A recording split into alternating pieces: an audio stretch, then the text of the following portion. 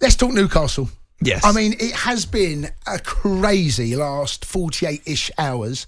I was on air the other night when the news broke that it looked like it was going to take place because of the BN Sport situation and the illegal streams and so on and so forth. That has been resolved very quickly, and the deal was done. So they had all the ducks in a row, clearly. And once that deal was there to be done, it got done. Yeah. They are in. I mean, it's pretty crazy, Craig. I'm excited, Jason. I'm not going to lie. I know it sounds mad because, that means Spurs have just been knocked down the pecking order again in terms of, big clubs in the Premier League. But I just think it shakes things up a bit. It makes it a bit exciting. We know that Chelsea and Man City, they've been the two prominent teams with oligarchs at the helm of the clubs. And to now have Newcastle in the mix, they've got a big stadium. Well, half of it's big. It's a bit the away end, I was just about to say, I'm not a big fan of Newcastle based upon where they put the away fans. Whenever I go and watch Man United, we might as well be in an aeroplane. How high you are, but the definition of nosebleeds. It is. Yeah, flying over St. James's Park. Can't see anything. The players are like, match this. Exactly. But I'm excited, man, to see how it, because we know, look, I know people want to keep the certain ideals of football alive and people are talking about the morality behind it, but let's be clear. Morality in football, that kind of went out the window a long time ago. There's no such thing. I mean, we still got players kneeling to this day just to get equality for race. So, I mean, what for me, Newcastle fans, they got to be delighted, and I'm excited to see how this pans out. Excited and worried. In equal measure?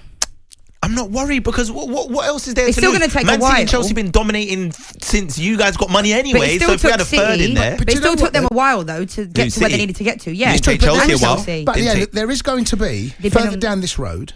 You do the maths, right? You've got the four big heads in English football: Man United, Liverpool, Man City, and Manchester.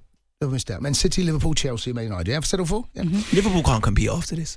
Well, when Klopp goes, Klopp's working magic. One big head is going to miss out if Newcastle get it right, Liam. Yeah, definitely. But I still think it's going to be a process, and it all depends on the decisions they make. Craig mentioned Chelsea did it pretty quickly, but it's because of the decisions they made. At Man City, it took them a little while. Obviously, Mark Hughes, Mancini was in there, Pellegrini was in there. There was a lot of different managers, and it took a while. My question to you guys, why do you think they chose Newcastle? Like, why is it Newcastle that was the team that now has the £320 billion owners? Why did they choose Newcastle specifically? I think because they're the club that has a real distaste for their owner. They're one of the you on the spot a little bit, but I was thinking about this. They're one of the prominent clubs that really want their owner out, and we look at Arsenal, who's probably the only other club where the fans really want their owners out. But Kroenke ain't budging, is he? He ain't going nowhere. We saw the Spotify owner, I forgot his name, tried to buy out Arsenal. They weren't having that. Henry tried to initiate it. So then you kind of look maybe a little bit down the pyramid, and you got Newcastle, who've, like we said, got what, 50,000 plus stadium. They've got history. It might have been a long time ago, the history, but they've got the history. Have they? Yeah. I mean, and FA listen, Cup Newcastle finals in 98. Man United beat him in 99. What about when Sir Bobby Robson was there and they were challenging for titles Shearer, at one point? You're being very generous here. You're giving FA Cup appearances. No, I'm just going back and revisiting time. Second in the league.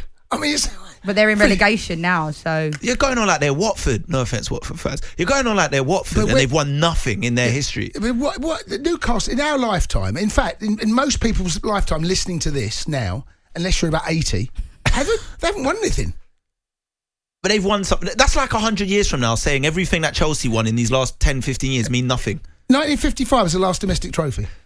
It's still there. Last domestic league, I think. Last domestic league. But what makes a club a big club? Like Newcastle fans are always saying they are a massive club. They're not a big club. Everyone says they're a big club. They're not. Are Sunderland the big club?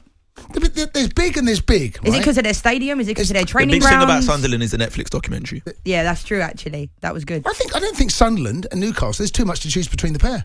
That's all. But I feel like, how do we define a big club? How do we define the only difference is one's in the Premier League, one's in tier 3. No, they were being harsh. Let me look. Newcastle, like I said, they've got a massive stadium. So Bobby Robson has brought history to them. Alan Shearer. Listen, Alan Shearer in his pop. I know you're a Spurs fan. I forgot. Sorry, no, but you comparing him to Sunderland. No, I wasn't comparing. Jason was saying there's nothing between them. I don't think there's a huge amount. Do you think there's a huge amount between them? Now there is. Of course there is. Before there wasn't. When Sunderland were in the Premier League. What, when Shearer was there going crazy every week? Scoring every week? Do you remember Noel Quinn? Andy Cole. Yeah, Noel Quinn playing up front. You don't.